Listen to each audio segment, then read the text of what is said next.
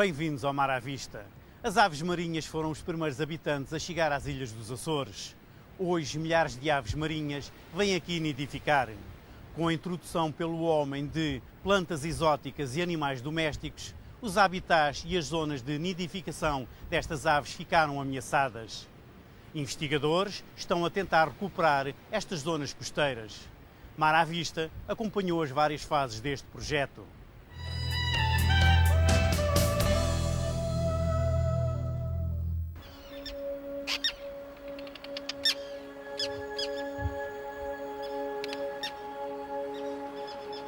No início, eram os processos naturais, lentos e intermitentes, que permitiam a colonização das ilhas por espécies vindas dos continentes e de outras ilhas próximas.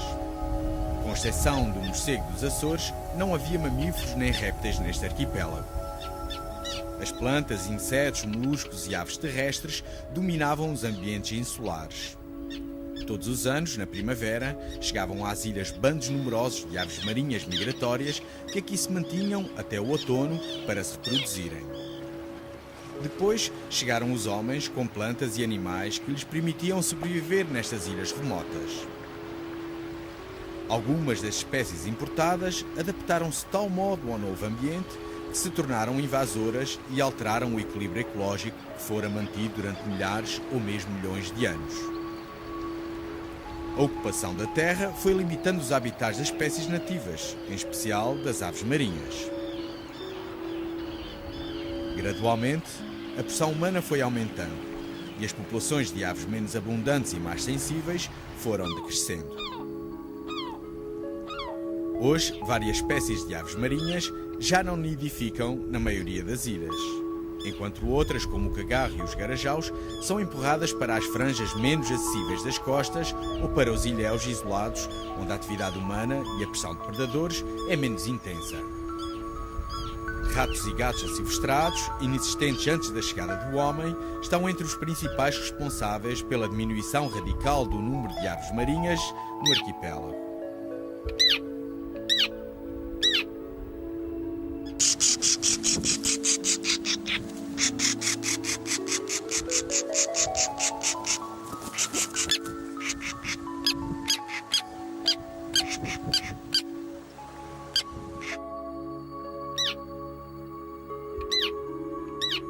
Finalmente, a consciência ecológica surgiu e a sociedade começa a mobilizar-se para recuperar ambientes naturais e permitir que eles possam coexistir com a presença e as atividades humanas.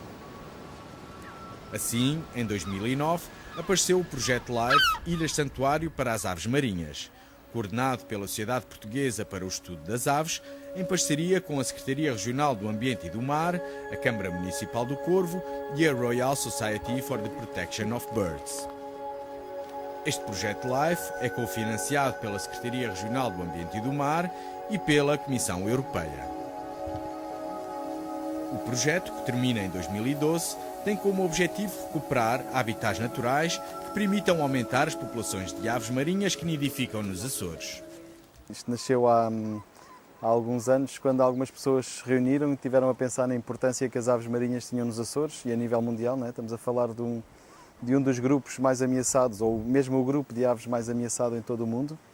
Começámos a estudar melhor as hipóteses do projeto e vimos que havia vários desafios muito difíceis de superar, como a existência das próprias pessoas. Portanto, todas as pessoas tinham que aderir ao projeto, porque se quisermos desratizar uma ilha como o Corvo e faltar alguém, isso vai comprometer o projeto.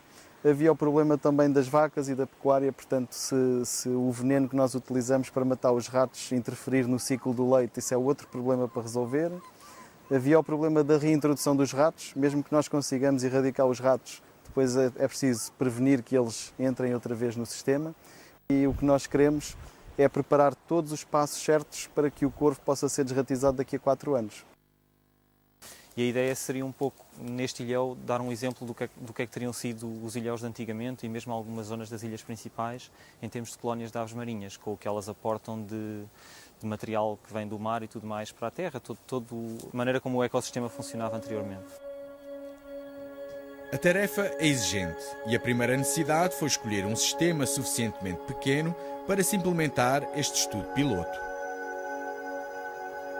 Naturalmente, a escolha recaiu na Ilha do Corvo, que além de outros estatutos ecológicos, é reserva da biosfera pela Unesco e reserva comunitária estabelecida pelos próprios corvinos. No entanto, a equipa sentiu que um sistema ainda mais pequeno do que o Corvo seria ideal para se experimentar as metodologias que se pretendem aplicar durante este projeto.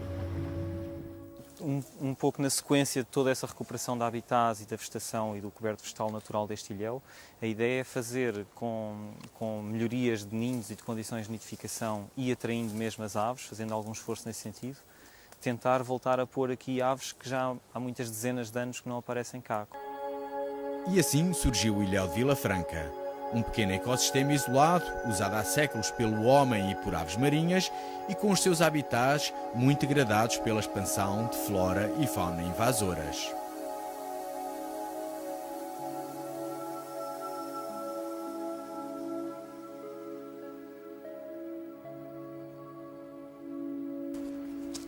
Chegou a fase do trabalho de campo. As equipas iniciam a recuperação do ilhéu para permitir o aumento do número e da diversidade de aves marinhas nidificantes. Este antigo vulcão está coberto de invasoras. Incenso, piteiras, metrosíderos e aloés estão espalhados por todo o lado, mas a cana é aquela que ocupa vastas áreas deste ecossistema costeiro. O controle manual das canas é um passo importante para a restauração ecológica do ilhéu. O trabalho é árduo e o processo é lento e delicado. A equipa tem que usar métodos que evitem efeitos indesejáveis. Estes trabalhos são manuais, com recurso a katanas, e será um projeto de recuperação ecológica ao longo de 4 anos. Digamos, provavelmente não vamos conseguir cortar todas as plantas exóticas e invasoras que aqui existem. Seria do nosso interesse fazê-lo, mas não é possível devido a alguma instabilidade de alguns dos solos aqui no ilhéu. Nomeadamente, há algumas zonas que apresentam muita erosão e essa parte de cortar a cana e o solo ficar totalmente desprotegido não poderá ser realizado. Teremos sim de fazer isso ao longo do tempo, ir substituindo a cana por outras espécies que existem aqui na flora do ilhéu e assim aos poucos recuperar o ilhéu para aumentar, por exemplo, a população de cagarro. No entanto, para se erradicar canas de forma eficaz, tem que se encontrar o melhor método para as destruir. Noutra frente, os biólogos fazem testes com um herbicida para determinarem a concentração ideal deste produto que permita matar esta erva gigante, minimizando a contaminação química do ambiente. Nesta zona temos marcados cerca de 90 quadrados em que testamos diferentes concentrações de herbicida e diferentes formas de aplicação. Como se pode ver neste quadrado aqui onde foi aplicado herbicida, não tem canas a crescer, passado 2 meses, quase 3. Tem aqui estas 3 que estão secas e que estão sem vitalidade nenhuma. Enquanto que neste outro quadrado de controle, por exemplo, este ao lado, já tem as canas estão todas a arrebentar outra vez. Portanto, a ideia será comparar qual é exatamente a melhor concentração para aplicarmos e em que fase do crescimento da planta. Se é mal acaba de arrebentar, se é quando já tem meio metro, se é um bocadinho mais, que é para maximizarmos as atividades de erradicação, portanto, e depois de gastarmos o menos herbicida, aplicarmos o menos herbicida possível. Embora a gente veja aqui muitas canas na área dos quadrados, estas canas, digamos que é um intervalo de segurança entre os quadrados onde houve a aplicação e os quadrados onde não houve, que para termos uma forma de controle para podermos fazer o nosso tratamento estatístico. Espera-se que nos espaços limpos de canas, as plantas nativas, como as faias, possam vingar e começar a modelar a paisagem. Aqui já se pode ver alguma arrebentação, que as canas abafavam muita vegetação que cá existia, muita desta é endémica. Esta é uma Mirica faia, que é uma faia da terra, e pode-se ver os rebentos deste ano já arrebentarem com bastante força, e esperemos que toda esta árvore venha a crescer e que fique com uma grande copa que faça aqui sombra e que ajuda a fixar o sol e também a criar espaço para o cagarro poder depois mais tarde vir fazer ninhos. Como podemos ver por estas imagens, em breve muitas das aves marinhas já não encontrariam espaço para nidificarem, pois os solos mais favoráveis para a construção de ninhos estariam cobertos por canas. Agora, espera-se que os cagarros e outras espécies possam ocupar estes ninhos recuperados.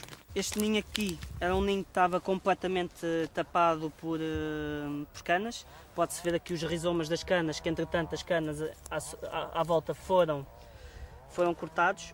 Depois da limpeza das canas desobstruímos e esperamos que o cagarro ainda este ano consiga vir a este ninho ocupar o ninho. E assim fica de um ano para o outro. E esperemos que para o próximo ano já ocupem. Este ano, na área inicial que já limpámos, já se notam ninhos que foram já ocupados este ano. O controle de ratos, que chegam a predar em 30% e 40% de ovos de aves marinhas, é também um objetivo prioritário deste projeto. Pensa-se que agora o ilhéu já esteja livre destes predadores, mas não há nada como verificar. Estes túneis chamam-se tracking tunnels, estão escondidos no meio da vegetação. É um método simples, rápido e barato de saber se de facto o ilhéu tem ratos. É colocado uma esponja com corante alimentar no centro, encharcada em água. Depois é colocado dois papéis brancos em cada ponta e um isco no topo. Isto de forma que o cheiro do isco o atraia, eles façam pressão com as patas para apanhar o isco na esponja que tem o corante, e ao sair de cada lado do túnel, os papéis brancos que tem, o rato ao passar deixa a pegada e conseguimos depois saber se é um morganho ou se é um rato. Os trabalhos de recuperação ecológica do ilhéu param quando as aves marinhas começam a chegar. Mas a equipa visita com frequência o terreno para monitorizar o sucesso da época de reprodução.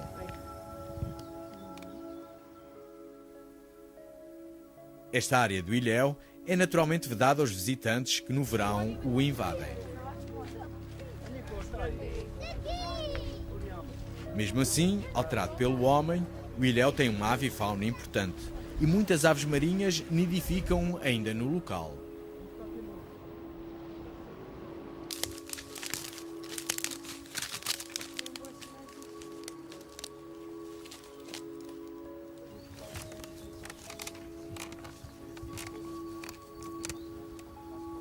Os biólogos usam uma câmara telescópica ou um endoscópio para verem se os ninhos anteriormente postos a descoberto estão ocupados e se têm juvenis ou ovos. A monitorização e a contagem dos ninhos são atividades fundamentais para avaliar o sucesso do projeto. Fizemos uma monitorização dos ninhos que tínhamos já contado em maio, em abril-maio. Portanto, nessa altura tínhamos contado 320 ninhos, 320 buracos que poderiam ser ninhos potenciais, já em zonas onde tínhamos tirado as canas. Portanto, havia muitos que se notavam que tinham sido escavados de fresco, portanto eram ninhos novos, coisas que não existiam antes. Não é possível comparar exatamente o número de ninhos antes, porque antes, como estava cheio de canas, era efetivamente impossível saber quantos é que estavam lá dentro. Mas havia muitos deles que se notavam que eram tentativas, ninhos, buracos só a começar, e que eram ninhos que podiam vir a ser ocupados durante esta época. E o que quisemos confirmar agora foi quantos desses 300 é que estariam ocupados agora.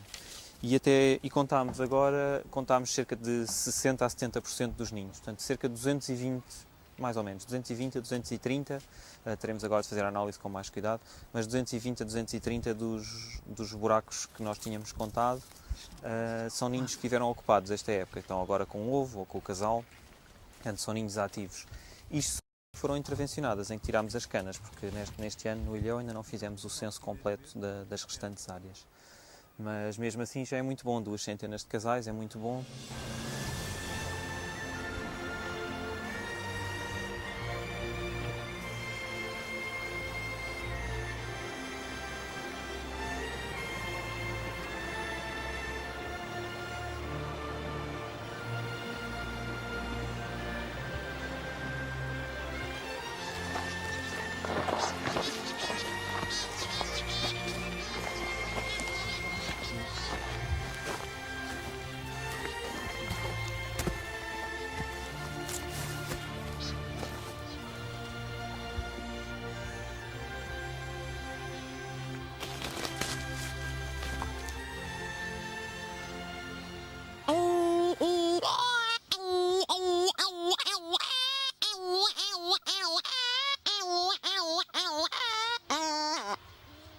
Durante a noite, é a altura certa para filmar estas aves que preferem a escuridão para acasalarem.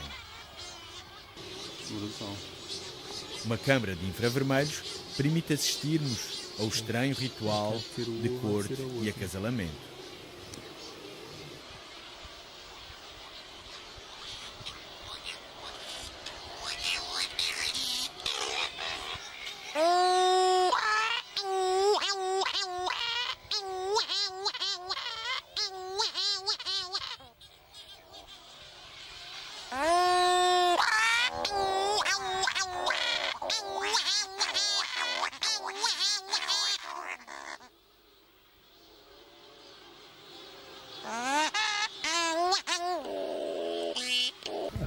Parece ter qualquer coisa.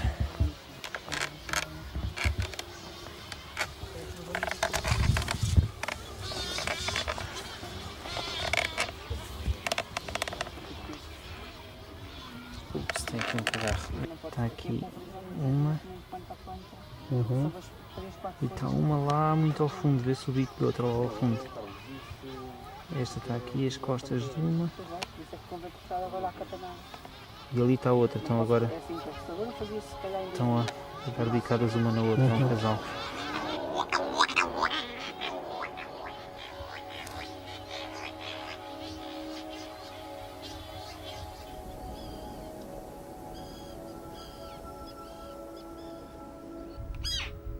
Os garajaus, frequentadores assíduos do ilhéu, emprestam-lhe uma atmosfera estival. Eles constroem os ninhos em áreas sem vegetação e por isso são mais vulneráveis aos predadores. Importante também é garantir que o elevado número de turistas que vem diariamente ao ilhéu não interfere com a reprodução das aves marinhas.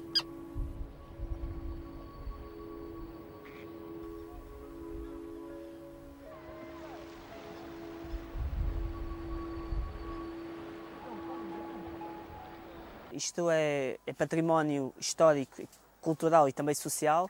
É uma área balnear usada pelos micaelenses, mas também o que nós queremos é ensinar às pessoas o que é que nós estamos aqui a fazer e o porquê. Porque as pessoas muitas das vezes não podem proteger o que não conhecem.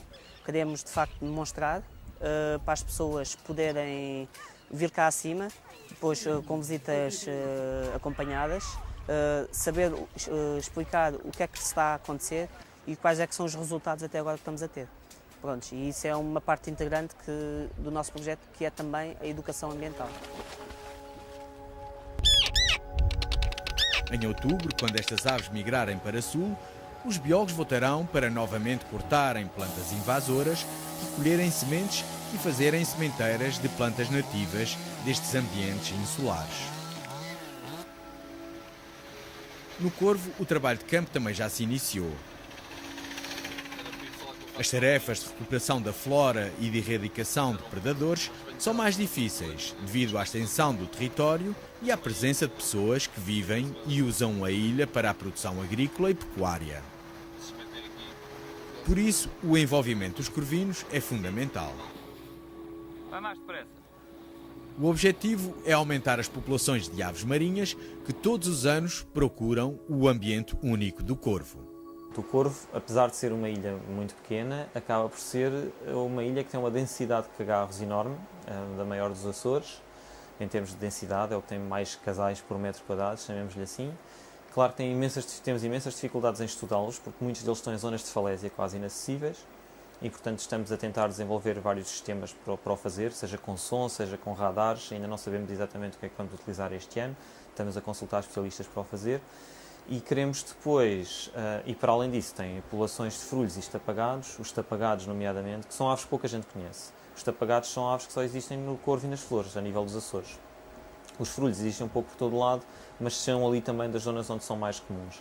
E nós vamos tentar fazer com que essas aves sejam mais conhecidas do público, tentar que estejam a nidificar em locais mais acessíveis, criando condições nesses locais para as aves, tanto a nível de ninhos, como a nível de remover os predadores exóticos, exóticos por não serem do Corvo, terem sido introduzidos pelo homem, e que depois essas aves sejam visíveis. Nesta área, Os salgueiros ou tamargueiras são as invasoras que mais alteram estes habitats importantes para a reprodução das aves marinhas. Tal como no ilhéu de Vila Franca, usa-se um herbicida químico para a sua remoção. O que se pretende fazer aqui é repovoar toda a área com a vegetação nativa dos Açores, com sobretudo faia e urze, que é as plantas que aguentam mais esta zona aqui, muito próxima do mar, altitudes baixas e muito exposta a ventos.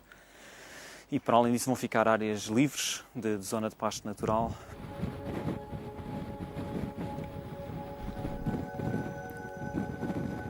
Nos terrenos limpos e nas pastagens naturais, os técnicos da Sociedade Portuguesa para o Estudo das Aves estão a colocar ninhos artificiais especiais que permitem aumentar o número de aves a nidificar.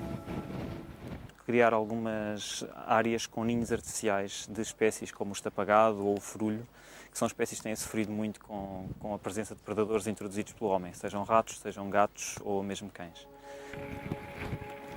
A técnica baseia-se no facto destas aves coloniais serem naturalmente atraídas pelos chamamentos noturnos emitidos por indivíduos da mesma espécie instalados em locais privilegiados para a reprodução. A agreste tempestade de primavera não impede o trabalho dedicado.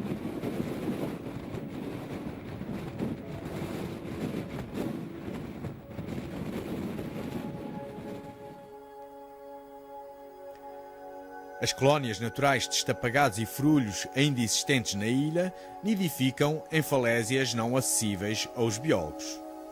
As aves foram muito afetadas pelos ratos e gatos que as fizeram desaparecer destes ambientes. Espera-se que em breve os 200 ninhos aqui colocados sejam ocupados e assim facilitem o aumento das populações reduzidas destas espécies. Mas este objetivo é complexo. E os biólogos sabem que o seu sucesso passa por muitas variáveis.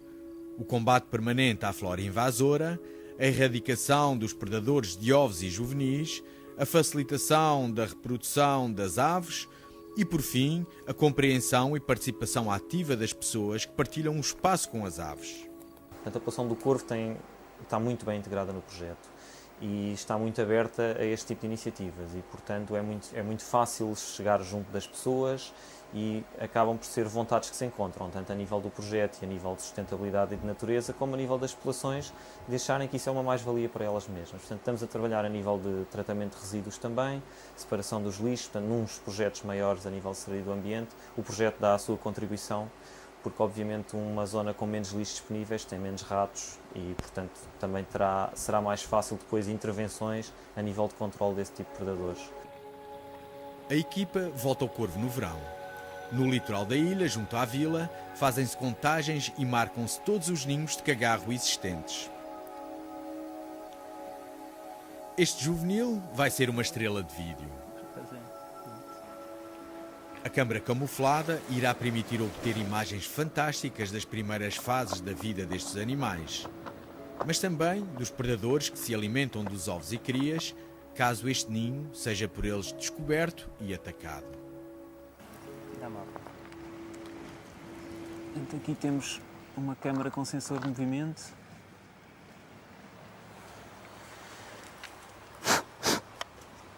Tem aqui o sensor de movimento, umas luzes de infravermelhos e para detectar se o ninho for predado por algum predador, saber se é um rato, se é um gato ou o que é que se passa no ninho. As imagens serão mais tarde usadas para divulgar estas aves às pessoas, que embora partilhem o mesmo espaço, geralmente sabem pouco acerca delas. Conhecer é importante para compreender a importância do projeto em curso e assumir práticas que permitam a preservação efetiva destas aves marinhas. A ideia é um bocadinho, por um lado, mostrar os animais que existem nos Açores e que muito pouca gente conhece, porque estas aves, ao contrário do cagarro, já só existem em zonas de falésias inacessíveis, e poder mesmo usar novas tecnologias, como poder pôr webcams nos ninhos e ter acesso e poder mostrar isso em termos de escolas e de educação ambiental. É também nesta época que os tapagados recém-nascidos saem dos ninhos e se aventuram no seu primeiro voo. Tal como os cagarros, estas aves que usam as estrelas para orientarem a sua migração desorientam-se com as luzes artificiais dos homens e caem em terra de onde não conseguem levantar voo. À equipa associam-se voluntários que os recolhem e os libertam junto ao mar, permitindo assim que eles possam seguir o seu destino e um dia voltarem para se reproduzirem nas costas da ilha. O estapagado é uma das aves prioritárias a recuperar. Criando este polo aqui, esta colónia com os ninhos protegidos para os predadores, pode servir também para o benefício da espécie e para irmos monitorizando a ver o que é que acontece, porque nos sítios onde elas estão agora não se consegue chegar às colónias e, portanto, são praticamente desconhecidas. Não sabemos quantos casais há, não sabemos se estão a reproduzir bem, se estão a aumentar ou a diminuir, e isso é muito difícil de saber sem conseguirmos seguir a população de forma regular. O projeto continuará nos próximos anos, tanto no Corvo como no Ilhéu de Vila Franca. Se ele der os resultados esperados, em breve poderemos assistir ao crescimento das populações de aves marinhas que aqui se reproduzem. No entanto, é imprescindível o envolvimento da sociedade e, por isso, a equipa tem em curso um programa intensivo de sensibilização e educação ambiental junto das comunidades locais. O Corvo é uma reserva da biosfera e, portanto, queremos trabalhar em conjunto com as autoridades de ambiente dos Açores para divulgar quais são os valores que motivaram essa classificação da reserva da biosfera da Unesco. Queremos fazer, portanto, para além dos trabalhos com a escola, trabalhos com o turismo, queremos dinamizar este ano um grande workshop, portanto, um evento a nível de empreendedorismo e de ajuda à formação de empresas, de exploração de produtos ambientais, de forma a que as agentes do Corvo consigam tirar partido dos seus valores naturais e com que isso seja uma melhoria direta na sua qualidade de vida e nas coisas que podem tirar para o seu dia-a-dia. Neste sentido, é possível compatibilizar os diferentes interesses em jogo, criando oportunidades para o aparecimento de novas atividades socioeconómicas. Espera-se que os mais beneficiados sejam de facto os habitantes do Corvo e os utilizadores do Ilhéu de Vila Franca por usufruírem de um património natural mais valorizado. A Ilha do Corvo terá assim mais um motivo para se tornar conhecida entre os amantes da natureza e destino cada vez mais procurado por os estudiosos e observadores de aves. O Anel da Princesa poderá assumir todo o seu esplendor ecológico original.